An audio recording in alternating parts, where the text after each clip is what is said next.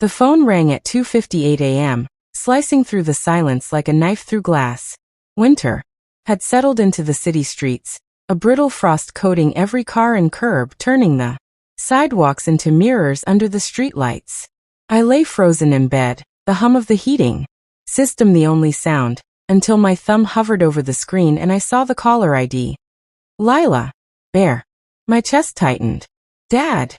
Her voice trembled, barely a whisper, like a candle flame struggling against the wind. I'm at the station. He's telling them I attacked him. But it's not true. The words hit me like a freight train. I shot out of bed, heart thundering in my ears. Stay calm, Lila. Don't say another word. I'm on my way. I grabbed my keys from the counter, shoved on my worn leather jacket, the one soaked with years of winter and gun oil, and bolted out the door.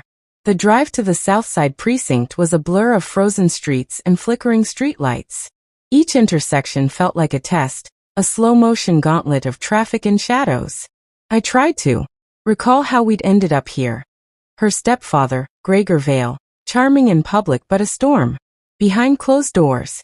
I had wanted to trust him, wanted to believe Lila's complaints were teenage exaggerations. I was wrong. By the time I arrived, the station was a sterile cocoon of fluorescent light and antiseptic. Sergeant Novak, mid-50s, a veteran who once trained me, recognized me immediately. Her eyes widened, a flash of guilt crossing her face before she gestured me through the main hall. Lila sat on a metal bench in the corner, her frame curled tight, wrists bound with thin plastic, cuffs already cutting into her skin. Bruises mottled her arms, and her lip was split crimson, staining the sleeve of her gray hoodie, my old sweatshirt, now a battlefield relic.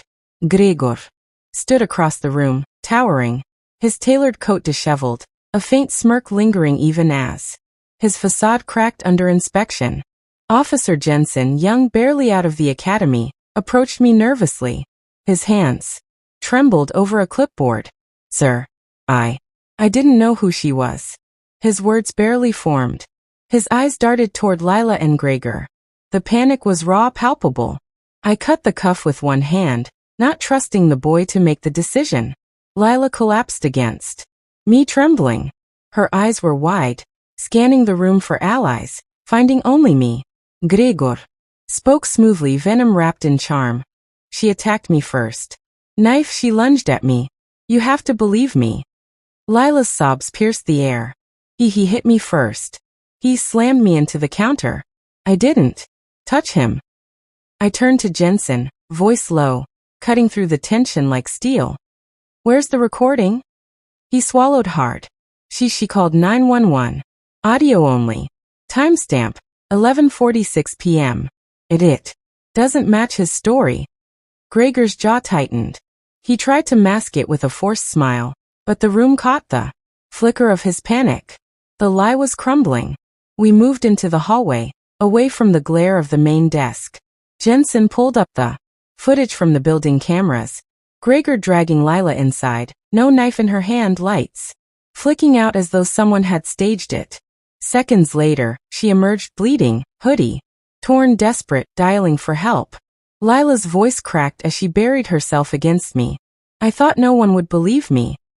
I pressed my forehead against hers, inhaling the fear, the terror, the exhaustion of a child, forced to survive an adult's wrath. You're safe now, Lila. That's all that matters. But even as the words left my lips, I sensed the storm was far from over. Gregor's eyes were calculating, cold. Something told me he wasn't finished. Gregor smiled just enough to be menacing. This isn't over, he hissed. You'll regret this.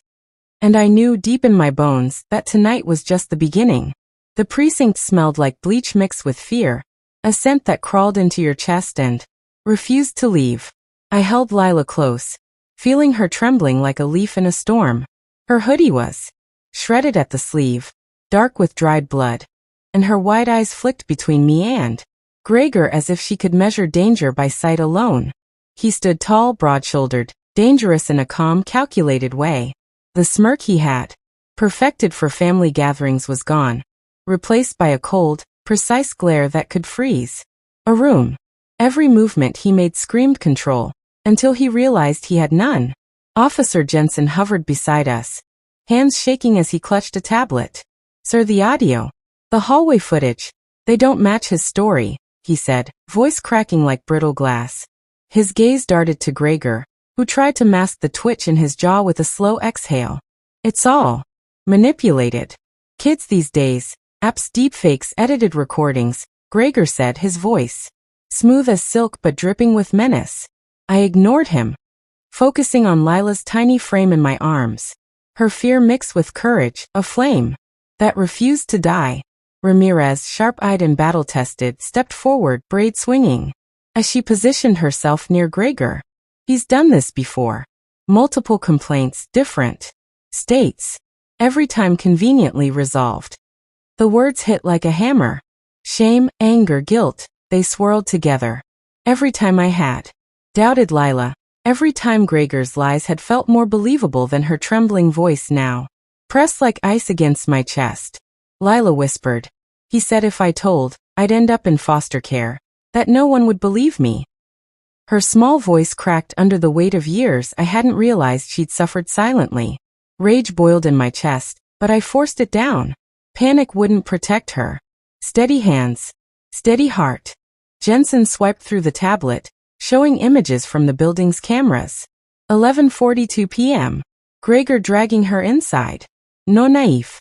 Lights cut out, 43 seconds. She stumbles out, hoodie torn, dialing 911 from the payphone downstairs. Super confirmed it works. Timestamp matches the call. I memorized every bruise, every cut, every trembling breath. Her terror etched itself into my muscles, my mind, my very heartbeat. Gregor scoffed. "You're being fooled by her hysteria. She's a child, too young to understand." Ramirez didn't flinch. "He won't win today. Audio, camera footage, neighbor's building. Super, it's all here." Lila's small voice trembled but was steady. "He said he wouldn't stop if he got away with it." I pressed my forehead to hers. "Not this time. You're safe." And yet, beneath the calm, I felt the storm gathering. Gregor wasn't finished. He was a hurricane contained in a man. Dangerous, calculating, and desperate. Then Jensen's tablet beeped again, drawing our attention to a series of messages hidden in Lila's phone. Deleted, encrypted threats, manipulation, intimidation, all designed to break her silence. The evidence painted a chilling picture of obsession and cruelty. Gregor's lips twisted. "You think that proves anything? I can fight this." Ramirez's eyes locked on his. "You already lost," Lila whispered, small but fierce.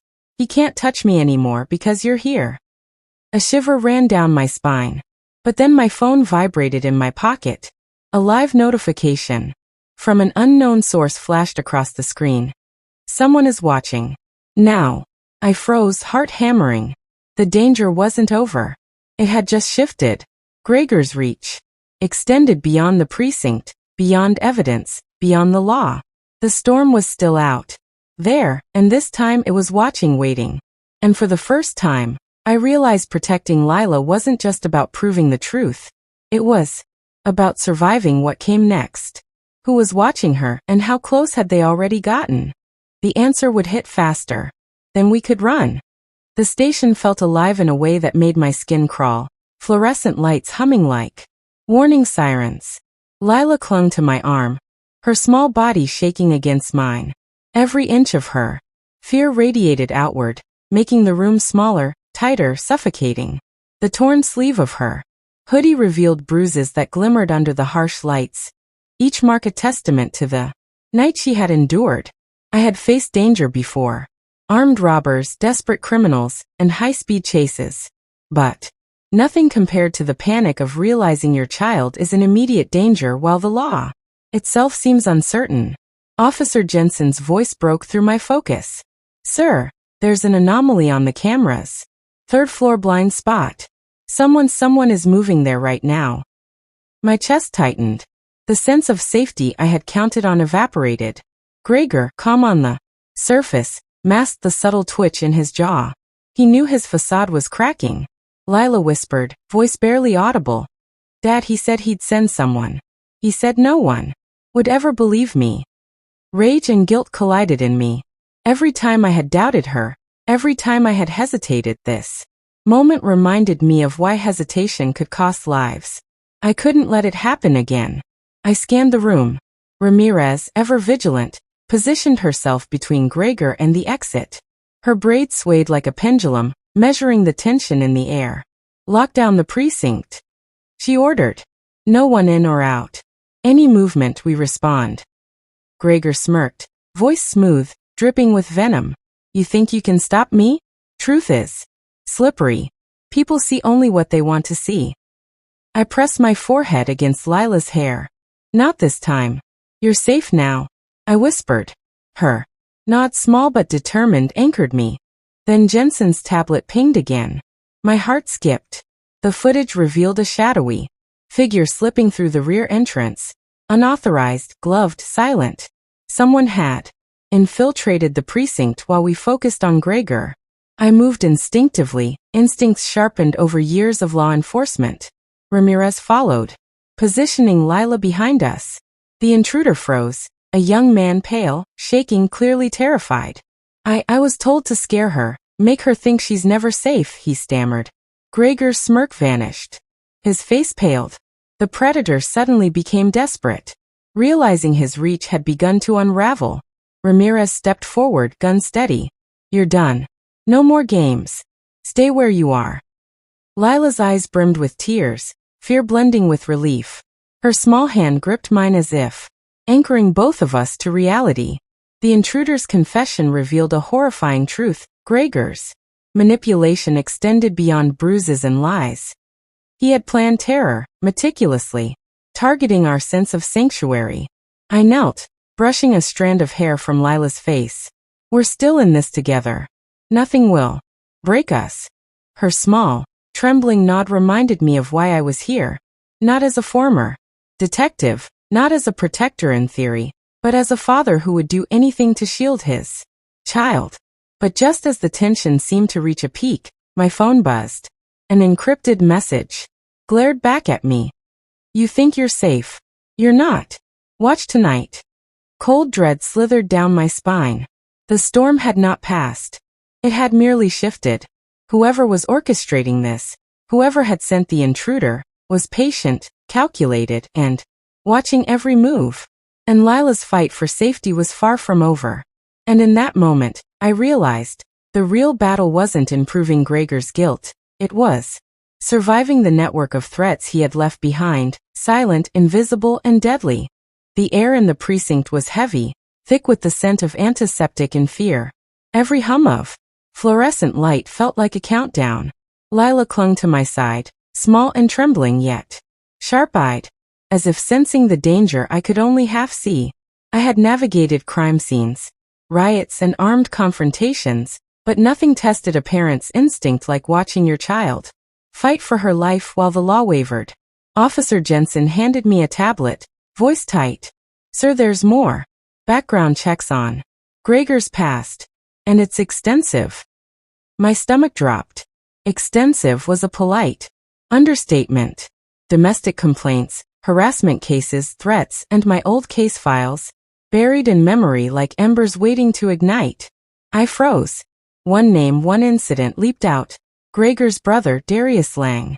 I remembered the trial vividly, violent, brazen, untouchable in court until I pieced together the evidence.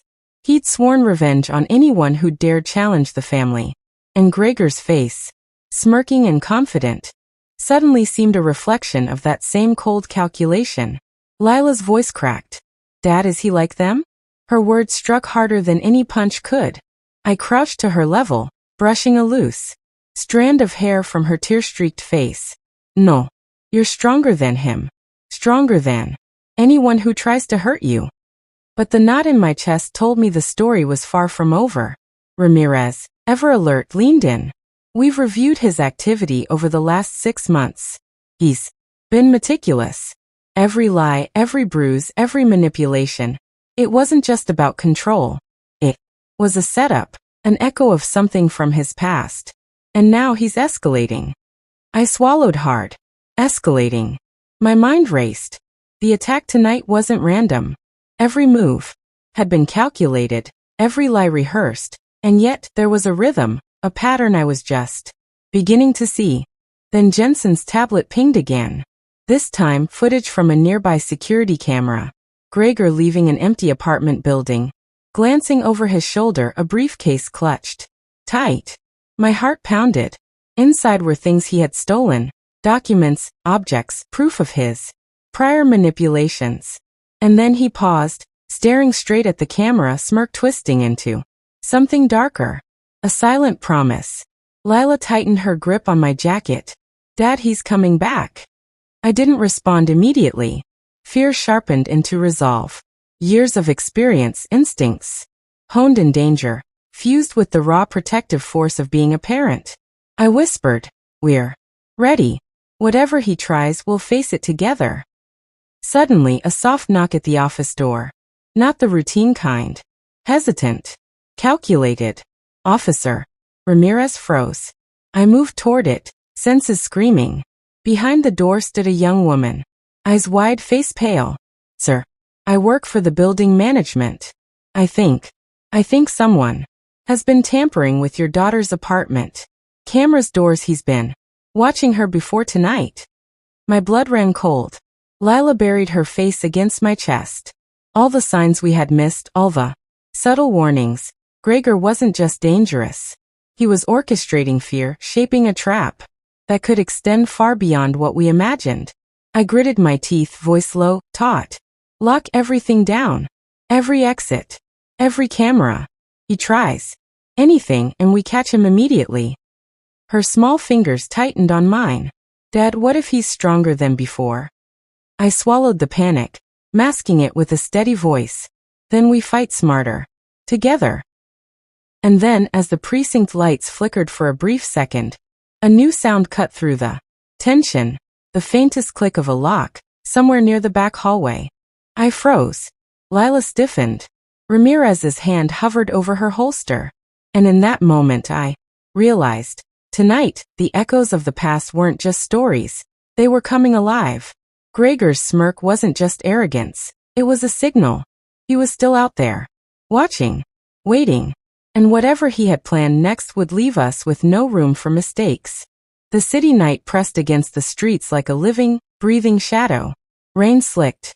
Pavement reflected the neon of corner stores and bus stops. Every light fracturing like a warning. My truck tires hissed across puddles, each splatter echoing in my ears as if the world itself were counting down. Lila's small hand gripped mine tighter than necessary, knuckles pale. A silent reminder that tonight's danger hadn't ended at the precinct. When we reached her apartment, I checked the locks, deadbolt, chain latch. Everything secure. But instincts honed over decades screamed otherwise. Danger wasn't outside. It waited within. Calculating, patient, cruelly confident. Inside, the faint smell of vanilla candles masked something darker. Sweat, fear, the residue of violence. Lila perched on the couch, knees tucked to her chest, hoodie bunched around her like armor. Her eyes were wide, darting to shadows, searching for the threat she could feel but not see. Then came the faint creak of the hallway floorboards. My pulse spiked. I motioned for silence, hand moving to the nightstick near the door. Lila's whisper trembled through the air. "Dad." A click. The deadbolt disengaged. My stomach dropped. Someone was inside. Someone who shouldn't be. From the shadows emerged Gregor Lang, tall, deliberate, smirk frozen on his face, crowbar in hand. He recognized me instantly. The same man whose brother I had put behind bars years ago now stood in my path, a predator seeking revenge. "You think Locke stopped me?" His voice was low, venomous. "You think a badge or a father's love can save her?" I swallowed the surge of panic. Decades of training flashed through me, every high-risk entry, every calculated maneuver. But this wasn't about skill. This was about Lila's life. "Step away from her," I said, voice calm but laced with lethal intent. He laughed, dark and sharp, and lunged. I grabbed a chair, swinging it as a barrier. Lila crouched behind the couch, silent, witnessing her father transform into both protector and predator hunter. The first strike was precise. I barely dodged. Metal rang against metal, reverberating through the apartment. He hissed, pain flashing across his features, then charged again. Each movement mirrored my own training. He was practiced, patient, prepared. But motive mattered. Mine was love. I kicked the crowbar from his hands. It skittered across the floor. He lunged for Lila instead. Time stretched. Every heartbeat thundered in my ears. I slammed into him, shoulder crashing into chest, sending him against the wall. The impact echoed like a gunshot. Lila screamed, raw and piercing. Yet in that sound was the anchor I needed. I grabbed her, spinning away, shielding her with my body. "Shoo, it's okay. I've got you," I whispered, voice breaking only for a fraction of a second. Gregor scrambled, rage twisting his features into something unrecognizable. Shadows flickered in the dim apartment light, painting him monstrous, inhuman. My phone buzzed. Faintly, distant sirens growing louder, slicing through the tension like knives. The door burst open. Ramirez and Jensen, weapons drawn, commanding, authoritative. Gregor froze, caught off guard, realizing he had misjudged us. The crowbar was gone, replaced by the cold inevitability of law closing in.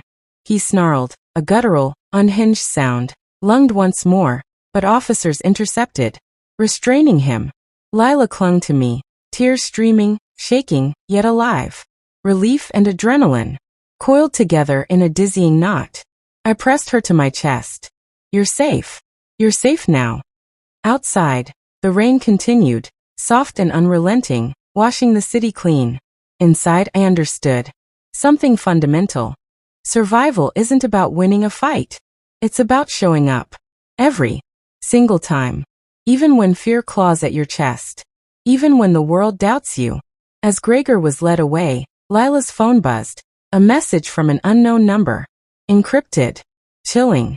Someone else had been watching, someone patient, and their intentions were far from clear. The city had a rhythm all its own at night. A heartbeat beneath the chaos, a pulse that whispered secrets only the desperate could hear. Lila and I drove through narrow streets, headlights slicing through the drizzle, her hoodie clinging to her like armor, her hands trembling in mine. Despite the police securing Gregor, an unease clung to us heavier than the rain. Someone had been watching. Someone who had known exactly when to strike. "Dad, do you think it's over?" Lila's voice was small, hesitant. I tightened my grip on the wheel. "Not yet. Something tells me Gregor wasn't the only problem." The apartment felt too quiet when we arrived. The door unlocked smoothly, though I hadn't touched the keys. Faint footprints, barely noticeable, led into the hallway. My pulse accelerated. Every shadow stretched like a predator, every creak a potential threat. A voice whispered from the darkness, "You're not safe alone." I spun, hand on the nightstick, eyes scanning. A figure stepped from the shadows, slim, hood pulled low, eyes sharp, alert. They carried nothing overtly threatening, but every movement screamed control and experience. Lila stiffened, hiding behind me. Who are you?" I asked, voice wary but steady. The stranger's lips curved into the faintest smile. "Call me Quinn. I've been keeping an eye on things and on him. Gregor wasn't working alone. He's sloppy, but someone's orchestrating this. You need help." I studied Quinn, weighing trust against instinct. The world had taught me to hesitate, but Lila's fear overrode doubt. Her trembling shoulders and wide eyes reminded me, my daughter's life had no room for hesitation. "All right. Then help us," I said, voice firm. "Tell me everything." Quinn's movements were precise, almost surgical, as if calculating danger in every heartbeat. He's connected to a network, people who profit from fear. Gregor was just the first move. I've tracked them for months. Shadows in the hallways, calls in the dead of night, surveillance from the rooftops. And now that he's in custody, they'll just escalate. Lila's fingers dug into my sleeve. "What do we do?" Her voice cracked, a mixture of terror and hope. "We fight smart," Quinn replied, voice low, steady, calm. First, we protect. Cameras. Everywhere. Secure communications. Every move you make, I know where the eyes are. And so do you. Second, we anticipate. They'll try again, and when they do, they won't know. We're ready. The reality hit me. Gregor's arrest was only the beginning. Someone larger, someone more sinister, had pulled strings, and my daughter had been their target from the start. I felt that familiar surge, the one that had guided me through decades of danger, the one that reminded me I wasn't powerless. Quinn led us through a meticulous sweep of the apartment. Windows reinforced, cameras, hidden entry points mapped and secured. Every step, every shadow was accounted for. I watched Lila, tense but slowly breathing, absorbing the structure, understanding that control didn't mean eliminating fear. It meant preparing to survive it. Hours passed like minutes. The rain outside softened to a mist. Quinn leaned against the doorway, observing. They'll test tonight, they said. And when they do, you'll know what to do. A sharp buzz cut through the air. The phone. Unknown number. Lila froze. I took it. Quinn nodded, their gaze piercing. Hello, I said, voice steady despite the adrenaline. A distorted voice whispered, chilling in its clarity. You think you're safe? You're not. Not even. With him gone. We see everything. Then the line went dead. Quinn exhaled slowly. This is the real game. Gregor was a pawn. The board is bigger than either of you realize. I glanced at Lila, her wide eyes searching mine. I swallowed the fear and pulled her close. We'll face this, I whispered. Together. A sudden shadow moved outside the living room window, just beyond the soft glow of the streetlight. Lila gasped. Quinn's eyes narrowed. They're already here. The night was alive with a low hum, as if the city itself had taken a cautious breath. Rain had stopped, leaving the streets glistening like black glass. Lila and I sat in the living room, Quinn moving silently through the apartment, checking every sensor, every camera feed. The quiet was heavy, too heavy. I don't like this calm, Quinn muttered. It means they're waiting, watching, learning. Lila's fingers twisted around mine. Dad, what if they come inside? What if? Shoo. I held her close. We're ready. Remember, control isn't about fear, it's about preparation. Minutes stretched, each second stretching like taffy. Then a sharp flicker of movement on the security monitor. A figure slipped along the alley behind the apartment building. Quinn's eyes narrowed. They're testing us. Now, I felt the familiar surge, the adrenaline that sharpened reflexes, that made a lifetime of instincts come alive. Lila stiffened beside me, but I could see the spark in her eyes, fear, tempered by trust. She knew I would not let anything happen to her. Suddenly, the apartment door rattled. Hard. Deliberate. Not random. Someone tried the knob. Not once, not twice, 5 times in succession. My stomach knotted. Quinn moved first, a shadow among shadows, intercepting the hallway. Stay behind me. A second door slammed. The bedroom window. Rain had ceased, but a gust of wind pushed it open, letting in a figure dressed in black. Silent. Precise. Dangerous. The intruder lunged. Instinct and training kicked in. I barreled forward, shoulder meeting. Chest, spinning him into the wall. Lila's scream echoed in my ears, a reminder that every second mattered. Quinn was already moving, intercepting the second assailant I hadn't noticed. 3 against us. But we were ready. Each breath calculated, each movement rehearsed in 1,000 scenarios I'd imagined since Gregor's arrest. Lila clutched a small, reinforced bat. Quinn had handed her earlier, trembling but poised. I can help, she whispered. And help she did. When the third figure lunged toward the hallway, she swung without hesitation, striking the assailant's arm and sending him sprawling. My heart thundered, pride and terror colliding. She wasn't just my daughter. She was my partner in survival. The fight was a blur of shadows, metal, and shouts. Rainwater from the broken window slicked the floor, making every step treacherous. Quinn disarmed another intruder, twisting the crowbar from their hands with lethal precision. I neutralized the third, slamming him against the wall with enough force to knock the wind out of him. When the dust settled, 3 masked attackers lay restrained, groaning and struggling. Quinn surveyed the scene, eyes sharp. This was only the first wave. They're testing vulnerabilities, our reaction times, our coordination. The real strike will come, bigger, faster, smarter. Lila's chest heaved as she sank into my arms. Dad. I was so scared, she admitted, voice trembling. I thought. I know, kid. I whispered, holding her tighter. But you were brave. You fought with me. You're stronger than you think. Quinn stepped forward, removing the masks from the attackers' faces. The revelation hit like ice water. Familiar faces. Former associates of Gregor, but not just anyone. People with ties to a deeper network, men and women skilled in manipulation, surveillance, and intimidation. The puzzle pieces were beginning to form a terrifying picture. A notification chimed on Quinn's tablet. More movement on the street outside, cameras showing figures lingering in alleys, rooftops, and fire escapes. The war wasn't over. It had only just begun. As I checked Lila's hoodie for scratches, a cold whisper tickled my ear. You can protect her. Tonight. But not forever. The words came from the darkness behind us. And for the first time in hours, I felt the weight of the real threat closing in, one we couldn't yet see. The city breathed quietly under a veil of fog, streetlights reflecting off slick asphalt like scattered stars.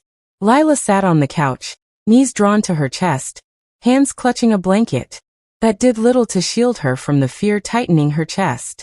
Quinn hovered near the window, eyes scanning the alley below, muscles coiled for movement. Even the soft hum of the refrigerator sounded like a warning. Dad. Lila's voice cracked, thin as a spider's thread. Why would anyone want to hurt me? I swallowed the lump in my throat, guilt slicing through my ribs. Every delay, every hesitation I'd made. It was my failure that had brought this to her doorstep. I don't know yet. I admitted. But we'll find out. And we'll stop it.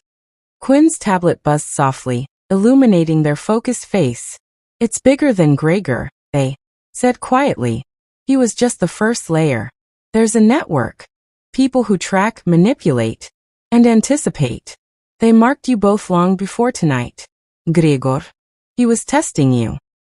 A shiver ran through me. A test. Everything Gregor had done, the beatings, the lies, the intimidation, had been deliberate. And the network?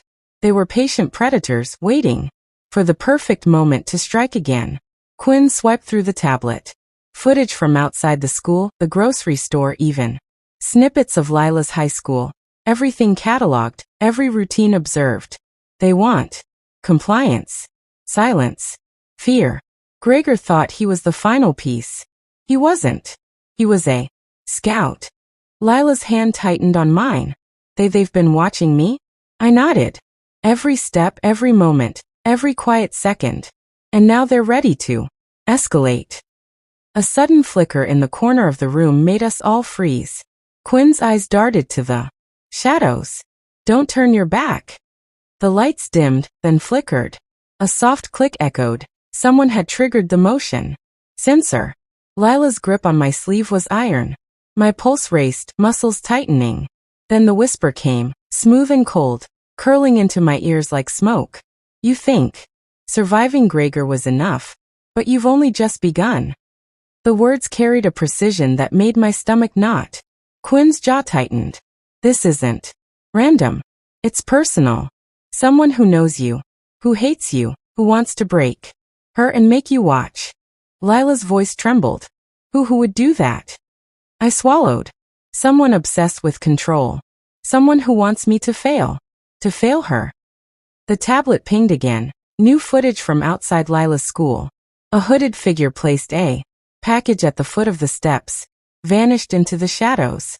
Quinn stiffened. Escalation. They're daring you to act. Testing your reaction. I pulled Lila close, shielding her. We don't give them what they want.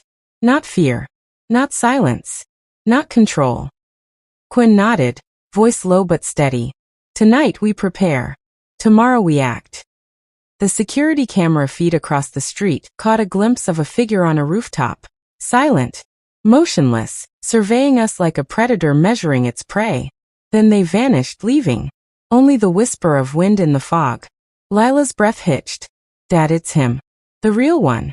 The one Gregor worked for. I felt a cold weight settle in my chest. Quinn's hand rested briefly on my shoulder. This isn't over. It's only beginning.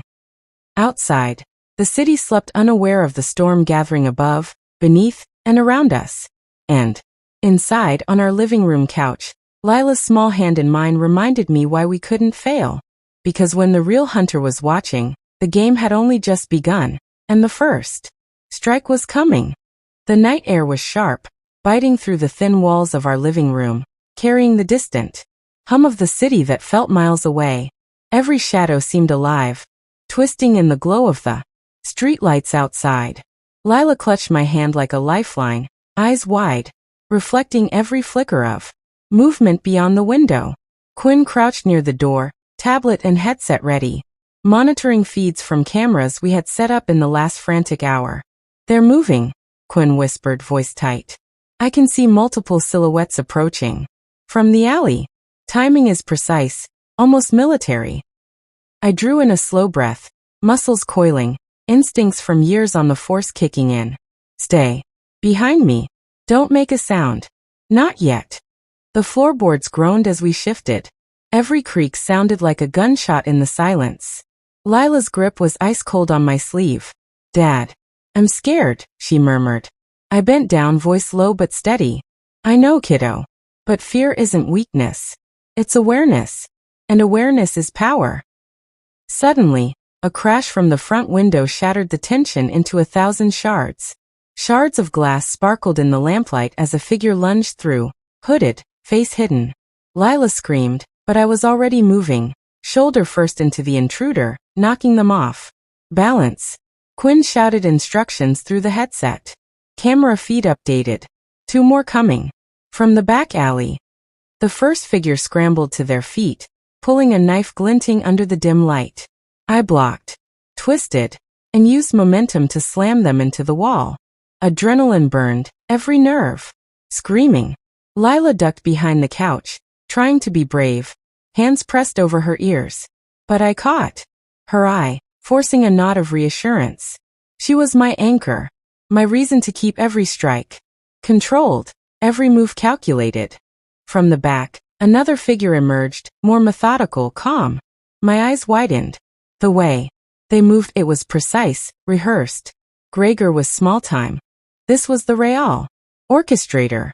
The one Lila had seen on the rooftop. Looking for me? I growled, voice low, dangerous. The figure froze, just for a heartbeat, then the hood came off. It was familiar. Too familiar. Quinn's gasp cut through the chaos. Lila's eyes went wide. It was someone from my past. A shadow I thought buried. A nemesis who had been waiting decades for a reckoning. You, I whispered, teeth grinding. You survived. They smiled, sharp, calculated, like ice forming in slow motion. I always survive, they said. And tonight, you learn what happens when you fail to protect your own. A fight erupted. Steel clanged, fists collided. The room became a blur of motion and shouts. Lila stumbled, frozen, but Quinn grabbed her, pulling her to safety while keeping the intruder in view through the cameras. My training, instincts, and fatherly fury fused into one unstoppable drive. I couldn't fail, not tonight. I blocked, countered, forced my opponent against the wall, every strike precise, controlled. Sweat burned my eyes, every nerve screaming with the weight of fear and responsibility. And then the pause. They smirked, chest heaving, a glint of respect in their eyes. You've changed, they said. Stronger than I expected. A sudden noise, the back door bursting open, made Lila flinch. More figures, but now our allies. Quinn directing, neighbors from the surrounding apartments, drawn by the sounds of chaos, rushing in to back us up. The tide turned instantly. The intruder, realizing they were outnumbered, froze. And in that split second, I moved. Decisive. One final maneuver. locking them in a chokehold, pinning them to the floor. Hands cuffed, threat neutralized. Lila ran to me, sobbing, wrapping herself around my torso. You saved me. I hugged her tight, voice shaking. No, we saved each other. Quinn stepped forward, wiping sweat from their brow, shaking their head. This was bigger than any of us imagined. But we did it. Outside, the city remained oblivious to the storm that had raged inside a small apartment. But inside, the fear, the fury, the love, and the triumph collided into something unbreakable. And yet, as I held Lila close, my phone buzzed. A message appeared from an unknown number. This was only the beginning. You think the nightmare is over? Think again. The city held its breath. Fog curled around the streetlights, cold and deliberate, as if the night itself was waiting for something to break. Inside our apartment, Lila clutched my hand like it was the last lifeline on earth, and I felt the weight of every fear, every sleepless hour, every whispered warning pressed into her small fingers. The chaos of broken furniture, shattered glass, and the lingering copper tang of adrenaline still hung in the air. Quinn's eyes darted between multiple live feeds, every angle from the cameras streaming directly to the precinct. They won't be coming back, Quinn said softly, exhaustion etched into their face. But I didn't feel relief yet. The past weeks had taught me, safety is never given, it's seized. Lila's voice broke through the tension. Dad, are we really safe? I pulled her into my chest, feeling the warmth of her fear and hope collide. Safe for now. But even if the world tests us again, we stand together. Always. Then the doorbell rang. Lila flinched. My hand went to the baseball bat I had leaned in the corner, heart hammering. I opened the door, and relief hit like a tidal wave. Neighbors, officers, friends, all standing in solidarity, carrying blankets, food, signs, small gestures that spoke louder than any words. Lila's lips quivered, but a fragile smile broke through. We did it. Yes, I said, holding her gaze. We did it. And now we make sure no one else fights alone. She moved to the window, frost etching delicate patterns on the glass.